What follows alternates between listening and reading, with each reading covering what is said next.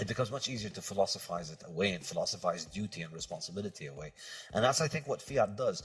And you combine that with the fact that it raises time preference because it discourages provision for the future and it discourages people to think a lot of the future. And you can see that a lot of the problems, a lot of the pathologies of the 20th century, I think, have their root in highly inflationary fiat currency. A couple of objections to Bitcoin, let's say. It's not easily usable. Like, I can't just go to the store and buy something with Bitcoin. It's not easy, and I don't see that improving very radically. Now, maybe it's a store of value and there will be systems built on top of it that make those sorts of transactions possible. So, but maybe you could address that.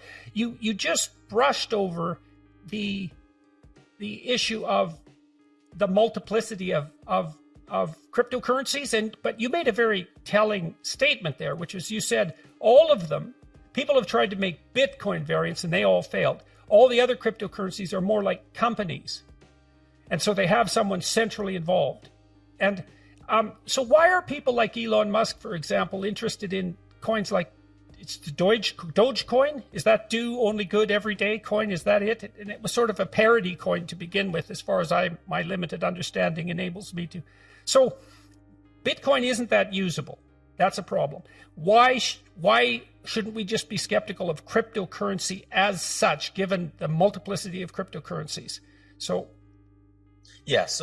in terms of the usability, I think the reason that you don't use Bitcoin currently to buy things from your shop is not the technological use issue. It's simply the liquidity issue. It's the fact that for the vast majority of people right now, overall, the money balances over the world, Bitcoin constitutes somewhere in the range of 1% of the world's money balances. So the odds that you are going to be trading with somebody who has enough Bitcoin that they are willing to take the other end of the trade, let's say you want to buy a sandwich, and they're willing to accept some extra Bitcoin to add it onto their balance sheet, is very low, because most people have zero Bitcoin and most people haven't heard of Bitcoin. So it's still very early. So that problem is in my mind is just an issue of liquidity. It's not an issue of interface or users. You don't know how your refrigerator works, your car, a lot of machines, we have no idea how they work, but you know how to operate them. And so Bitcoin is like that. And we saw in El Salvador, now McDonald's and Starbucks are accepting Bitcoin. It's just, there is a very easy way to do it. In El Salvador? In El Salvador, yeah. Why?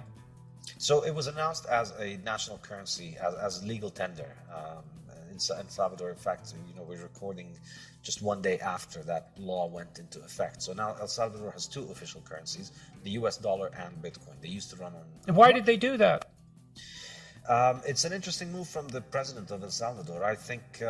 it's a radical move. It's amazing. I can't believe it. Yeah, one motivation is that a lot of El Salvadorians send remittances back to their country, and there's a lot of money in that, so they could save with it on Bitcoin. And so, right, so that's a place where Bitcoin could really get wide usages. It's a replacement for things like Western Union. And that's a big deal, given how much money passes from first world countries to third world countries. It's a huge issue. Yes, and I think still over time, I still think it's going to be a while until the whole world can move on to a Bitcoin-based economy, because it's just, there's $100 trillion of money out there in the world. Bitcoin can't eat all of that in a weekend. No, but it's stunning that it's even 1% of that. I mean, that's unbelievable. That's a huge percentage of it. It's a huge percentage, because the vast majority of that, the vast majority of currencies are under 1%. Bitcoin is bigger than the vast majority of currencies. There's only like maybe 5 or 6 currencies that are bigger than Bitcoin, the big ones, and then all the other ones are just tiny little fractions next to it. So it's astonishing that we've gotten so far. But I think in terms of the interface issue, it's let me just put it this way: all of the solutions that you currently use for paying with your fiat can be adapted for Bitcoin. Visa could add, Visa already provides the US dollar and the Canadian dollar and the euro and 160 currencies from all over the world. They can add 161, and then you'll be able to pay with Bitcoin.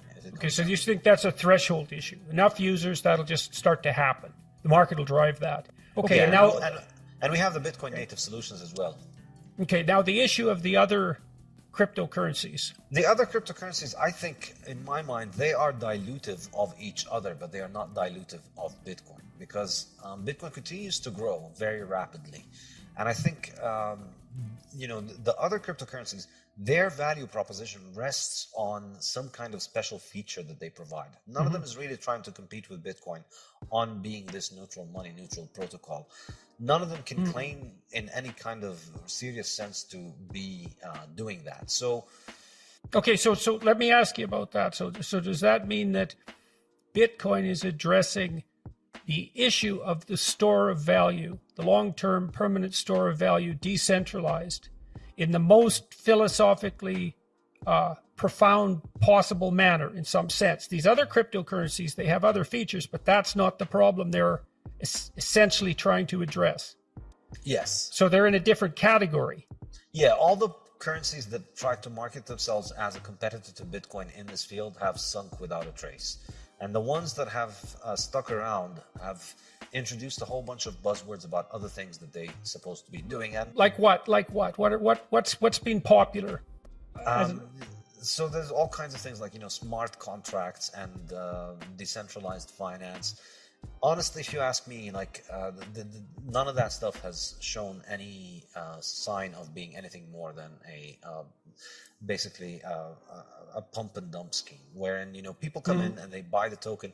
There's a story, there's a story about how this thing is going to be used for. There was talk about betting markets and smart contracts and real estate on the blockchain, and now they're putting pictures on the blockchain, and they're selling art on the blockchain. And all of these fads come and go, but ultimately none of them needs its own monetary system in order for it to function. And I think the accurate interpretation here is that these things are just monetary systems that have a side story that they're selling you about what their applications is, but nobody's really buying them in order to buy these applications, because they don't really perform anything that Bitcoin cannot do, or that any kind of real world use case. It's just people are buying these currencies and they're speculating on the price, and the value of all of these currencies is going up because we're starting from a very small level. However, I think the distinction is that in the long run, these currencies need to continue to invent new stories and to continue to invent new narratives to continue to drive more attention to them. But whatever story you invent in your currency, there will be other currencies that will come and invest in promoting this in a better way. So I think they are diluting